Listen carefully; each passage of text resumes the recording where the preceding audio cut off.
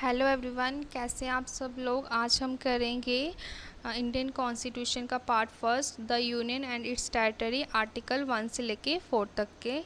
Article first में बताया, India that is Bharat shall be the union of state. इसका मतलब कि हमारे देश का नाम इंडिया है, जिसको हम भारत भी बोलते हैं, वो शैल be the union of states.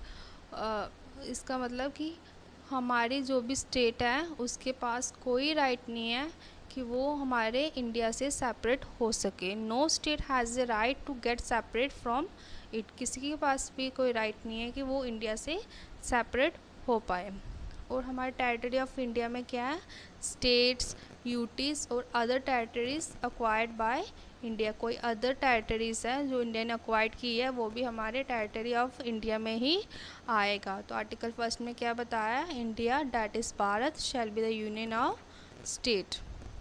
Article second में बताया कि admission establishment of new states that are not a part of the union of India, कि जो हमारे इंडिया का पार्ट नहीं है उसकी एडमिशन हो सकती है, वो एक न्यू स्टेट बन सकती है।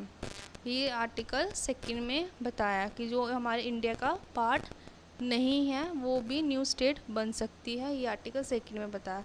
आर्टिकल थर्ड में बताया कि जो हमारी इसमें जो इंडिया का पार्ट नहीं है, इसमें जो इंडिया का पार्ट है यही डिफरेंस है इन दोनों में, आर्टिकल सेकेंड में और आर्टिकल थर्ड में, कि न्यू स्टेट बन सकती है। जैसे कोई भी स्टेट है उसको सेपरेट करके, यूटी को सेपरेट करके, एक यूटी को सेपरेट करके दो यूटी बन सकती हैं। एक यूटी दो यूटी को यूनाइट करके या स्टेट को यूनाइट करके एक बन सकती है। जैसे अभी JNK और लद्दाख को सेपरेट करके दो यूटी बनाई गई है। वो किसके अकॉर्डिंग बनाई गई है, अकॉर्डिंग टू आर्टिकल थर्ड के अकॉर्डिंग बनाई है।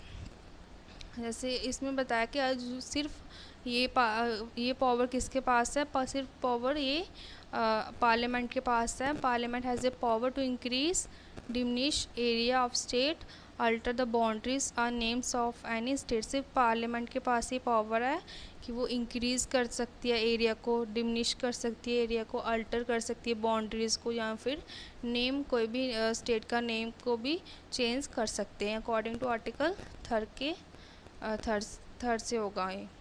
आर्टिकल 4 में बताया कि जो भी आर्टिकल सेकंड में बताया और आर्टिकल थर्ड में बताया, इसकी अमेंडमेंट नहीं हो सकती अकॉर्डिंग टू आर्टिकल 368। इन दोनों आर्टिकल की अमेंडमेंट नहीं हो सकती। इसको सिर्फ पार्लियामेंट ही, इसके पार्लियामेंट के पास ही सिर्फ पावर है कि वो इसको चेंज कर सके, बाकी और किसी के पास पावर नहीं है कि इसको चेंज अमेंड कर सकते हैं। तो क्या बता आर्टिकल 4 में, last made under article second and third not to be consider has amendment of the constitution under article 368। तो सेकेंड और थर्ड आर्टिकल की कभी भी अमेंडमेंट नहीं हो सकती, सिर्फ पार्लियामेंट के पास ही पावर है।